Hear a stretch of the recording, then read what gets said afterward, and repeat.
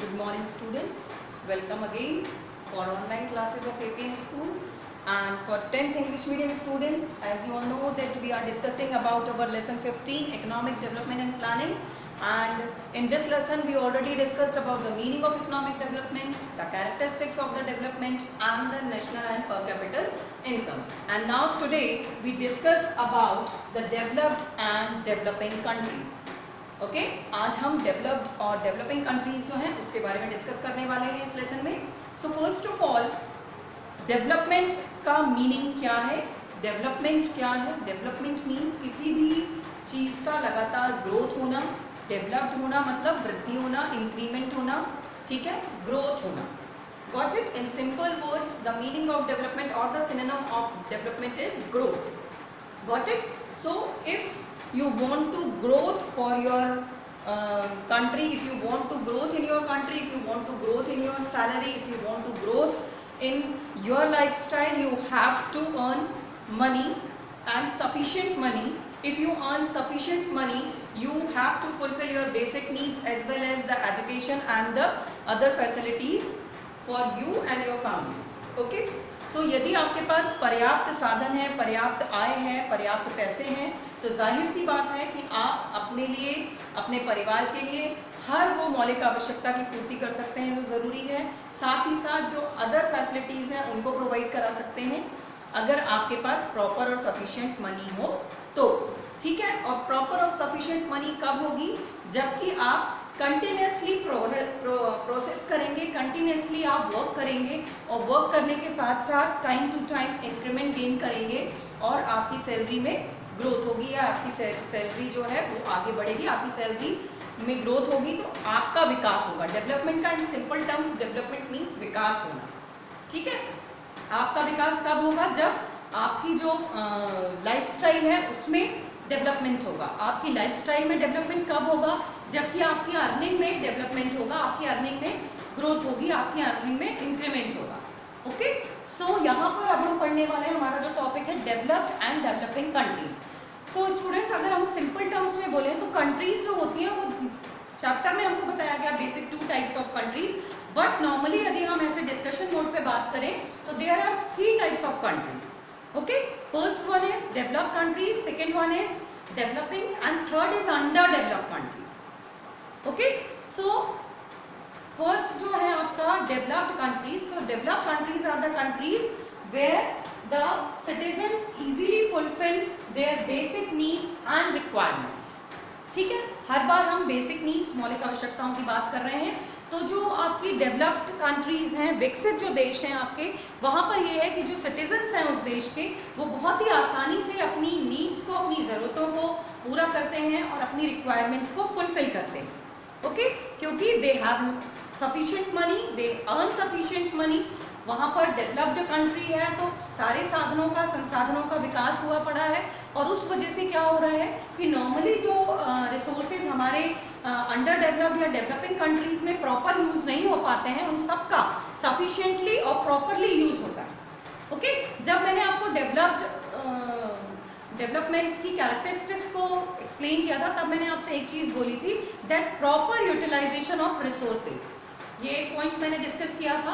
ये पॉइंट यहाँ पर हम लिंक करेंगे डेवलप्ड कंट्रीज को समझने के लिए कि when the citizens of the particular country is proper utilisation of resources, जब उस देश के या उस जगह के लोग जो हैं वो प्रॉपर यूटिलाइजेशन यानी संपूर्ण और पूरे तरीके से जो रिसोर्सेज या संसाधन है उनका उपयोग करते हैं, तो ऐसी कंट्रीज जो होती हैं वो डेवलप्ड कंट्रीज होती हैं.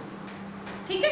सो यहाँ पर क्या है? Developed countries are the countries where the citizens easily fulfil their basic needs and all and their requirements. उसके साथ साथ पावर्टी और अनएम्प्लॉयमेंट जो है वहाँ वो इन देशों में डेवलप्ड कंट्रीज में अंडर कंट्रोल रहता है. पावर्टी दैट मीन्स गरीबी और अनएम्प्लॉयमेंट दैट मीन्स बेरोजगारी. ओके.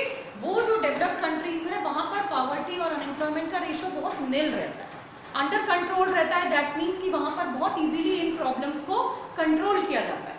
ठीक है. इन प्रॉब्लम्स के कंट्रोल करने से होता क्या है कि नॉर्मली जो होता है वो कंट्री का डेवलपमेंट होता है, कंट्री का विकास होता है. ठीक है। उसी के साथ साथ क्या होता है कि नॉर्मली जो हमारी डेवलप्ड कंट्रीज़ हैं उसमें जापान, अमेरिका और इंग्लैंड, हम एग्जाम्पल यदि देना चाहें कि डेवलप्ड कंट्रीज कौन सी कंट्रीज हैं, तो simply developed countries are the countries where the citizens easily fulfil their needs and their requirements, okay. और यहाँ पर जो पावर्टी और अनएम्प्लॉयमेंट का रेशो है वो बहुत ही लो है, क्योंकि यहाँ पर प्रॉपर रिसोर्सेज का यूज़ है, प्रॉपर अर्निंग है लोगों की, तो ऑब्वियस सी बात है कि गरीबी और बेरोजगारी की बहुत कमी है, ठीक है। अब ये जो देश है ये नॉर्मली क्या है, नॉर्मली ये देशों में इंग्लैंड, अमेरिका, ओके, जापान वगैरह जो है ये आपकी डेवलप्ड कंट्रीज के अंतर्गत आती है, ठीक है। सेकेंड हमारी है डेवलपिंग कंट्रीज।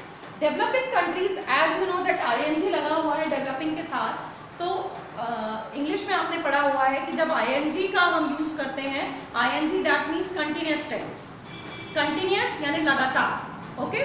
तो ऐसे देश जहाँ पर अभी भी लगातार जो है डेवलपमेंट चालू है, ठीक है, धीरे धीरे धीरे धीरे ही सही बट डेवलपमेंट होता जा रहा है, ऐसी कंट्रीज जो होती हैं वो डेवलपिंग कंट्रीज होती हैं, okay. The countries where the citizens और the people of the country are just doing progress or doing development in their further lots of fields and all, so वहाँ पर क्या होता है, ऐसी जगहों पर जहाँ पर कि ये continuously developing चल रही है वो डेवलपिंग कंट्रीज कहलाती हैं।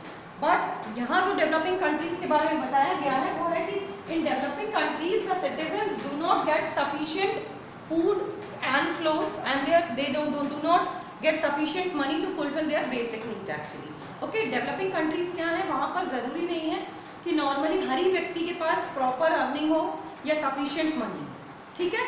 सो developing countries are the countries where the citizens of the country are not have sufficient और get sufficient food and clothes, okay, and their standard of living is low, ठीक है। जो अंडर डेवलपिंग कंट्रीज होती है उनकी standard of living जो होती है वो लो होती है। अब फॉर एग्जांपल जैसे इंग्लैंड, जापान या अमेरिका की हम बात करें तो वहाँ पर ये कार की परचेजिंग या अच्छे घर की परचेजिंग ये नॉर्मली हर एक पर्सन के लिए पॉसिबल है, because they earn money, they use proper resources of the country, they use the resources which are made by man or which are given by the nature, they use proper utilization of that type of resources, as well as the increment of their national income and per capita income is always growing। so वहाँ पर क्या होता है कि develop countries में जो live standard है वो हमेशा हाई होता है, ठीक है। बट डेवलपिंग कंट्रीज में क्या होता है कि बेसिक साधनों का प्रॉपर यूज नहीं हो पाता, यूटिलाइजेशन नहीं कर पाते हैं due to lacking of money. कुछ एक जो पर्टिकुलर क्लासेस हैं वहाँ पर सफिशिएंट मनी है, बट कुछ एक क्लासेस ऐसी हैं जहाँ पर सफिशिएंट मनी नहीं है, तो ये अपनी बेसिक नीड्स को पूरा नहीं कर पाते हैं, सो इनका लिविंग स्टैंडर्ड भी जो होता है वो लो होता है। अगर हम डेवलपिंग कंट्रीज़ की बात करें तो उसमें सबसे बेस्ट एग्जाम्पल है इंडिया। इंडिया में, हमारे भारत में क्या हो रहा है, कंटिन्यूसली डेवलपमेंट हो रहा है ना। अभी भी क्या हो रहा है, धीरे धीरे धीरे धीरे विकास होता जा रहा है, स्टॉप नहीं हुआ है, बट अभी भी क्या है, प्रॉपर यूटिलाइजेशन ऑफ रिसोर्सेज नहीं होता, प्रॉपर अर्निंग नहीं होती लोगों की, पावर्टी और अनएम्प्लॉयमेंट जो है वो अंडर कंट्रोल नहीं है, ठीक है। इस वजह से ये सारी जो बेसिक प्रॉब्लम्स हैं रिलेटेड टू इकोनॉमी ये जनरेट होती रहती हैं, और इसीलिए इंडिया जो है वो एक डेवलपिंग कंट्री है। जो एक थर्ड पॉइंट मैंने आपको बताया था कि अगर हम अपना नॉर्मल डिस्कशन करते हैं तो उसमें अंडर डेवलपिंग कंट्रीज भी आती हैं या अंडर डेवलप्ड कंट्रीज आती हैं, वो कंट्रीज होती हैं जहाँ पर कि साधनों का कोई पूरा प्रॉपर यूटिलाइजेशन नहीं है, जहाँ इनकम जो है वो बहुत ही लो है या नहीं है, ठीक है ना, जहाँ बेरोजगारी और पावर्टी अनएम्प्लॉयमेंट बहुत ज़्यादा स्प्रेड हुआ पड़ा है, तो ऐसी जो कंट्रीज़ होती हैं वो अंडर डेवलप्ड यानी विकास के दर से नीचे चल रही होती हैं, ठीक है ना। वहाँ पर क्या होता है, एजुकेशन की लैकिंग होती है, ठीक है ना, लोगों के पास अर्निंग के लिए सफिशिएंट जॉब नहीं होते हैं, लोगों के पास गरीबी बढ़ती जाती है, प्रॉपर रिसोर्सेज को यूज़ करने के लिए नॉलेज नहीं होता है, तो ये जो इस तरह की कंट्रीज़ होती हैं ये अंडर डेवलप्ड कंट्रीज़ के कैटेगरी में आती हैं। Got it students? So here today we discuss about the developed and developing countries, okay. In the developing countries literacy और अनएम्प्लॉयमेंट की जो रेशो है वो लार्ज स्केल में होता है, ठीक है। जो डेवलपिंग कंट्रीज है उसमें इलिटरेसी और अनएम्प्लॉयमेंट, इलिटरेसी भी जो है मतलब कि अशिक्षा जिसको कहते हैं हम, कि शिक्षा का ना अभाव, शिक्षा का अभाव जिसको हम कहते हैं कि लोग शिक्षित नहीं, ठीक है, लोगों के पास प्रॉपर एजुकेशन नहीं है, प्रॉपर क्वालिफिकेशन नहीं है, that's why they don't earn sufficient money, okay, और उसकी वजह से they don't fulfil their basic needs as well as their living standard is low. उसका ही रिजल्ट है कि इनका लिविंग स्टैंडर्ड जो है वो लो होता है। अब यहाँ पर कुछ कैटेगरीज दी गई हैं, मेजरमेंट्स दिए गए हैं, जिसमें कि आपको क्लासीफाई करना है कि which country is developed country and which country is developing country regarding to the categories, okay. उसमें एग्रीकल्चर है, नेचुरल रिसोर्सेज यूजेज है, अनएम्प्लॉयमेंट है, बैंकिंग है, बर्थ रेट है, तो ये सारे कैटेगरीज हैं जिनको कि डिफाइन किया गया है। ये ऑलरेडी आपकी बुक में दिए हुए हैं पेज नंबर 262 पर, ओके। सो एक बार आप वो चार्ट को देखेंगे, मैं आपको उसकी पिक्स भी सेंड कर दूंगी और उस चार्ट को भी you have to draw in your notebook also. Got it, students? So here today we just complete the discussion about the developed and developing countries. Further we will continue in our next video.